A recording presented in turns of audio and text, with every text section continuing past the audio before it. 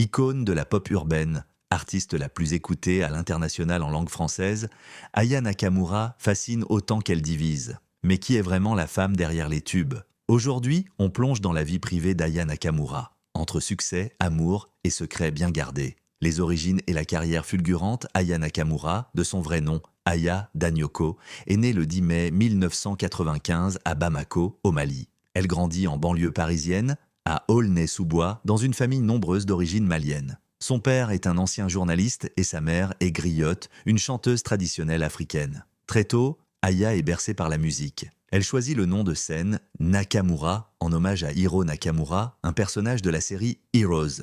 Sur Internet, elle commence à poster ses premiers sons sur Facebook et YouTube.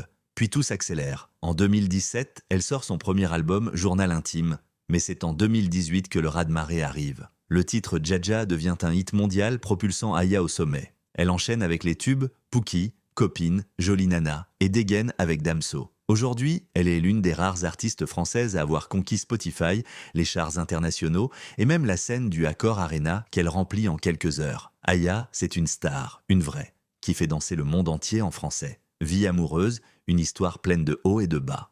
Côté cœur, Aya Nakamura reste discrète. Mais certaines histoires ont marqué les esprits.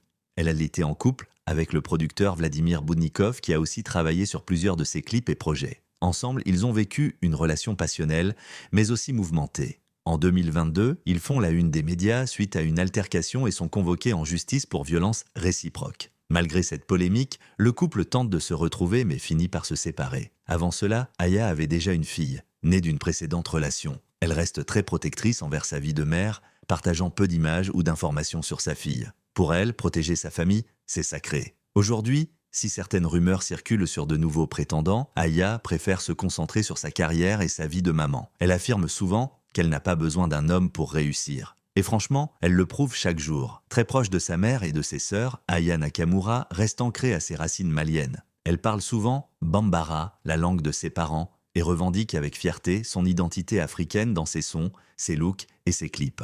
En dehors du cercle familial, elle s'entoure de peu de monde. Dans l'industrie musicale, elle se méfie. Les trahisons, elle connaît. Alors elle garde son cercle restreint. Peu d'amis exposés, peu de collaborations inutiles. Aya, c'est l'indépendance incarnée. Ses rares véritables amitiés sont souvent en dehors du showbiz. Elle reste connectée à sa banlieue, à son monde, à sa réalité. C'est aussi ce qui fait sa force et son authenticité. Une star qui dérange et qui inspire Aya Nakamura ne rentre pas dans les cases.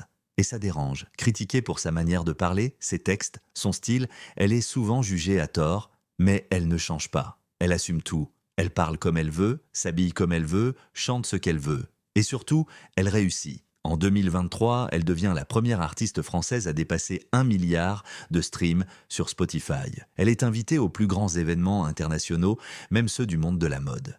Elle casse les codes, impose sa vision et redéfinit le rôle de la femme dans la musique urbaine francophone. D'Aulnay-sous-Bois aux plus grandes scènes du monde, Aya Nakamura a prouvé qu'on peut briller sans se renier. Forte, libre, imprévisible, elle est l'icône d'une génération qui veut tout sans demander la permission. Et si tu penses te tout connaître sur Aya, elle a sûrement encore un tube, un projet ou une surprise à te révéler. Alors que penses-tu de Aya Nakamura ?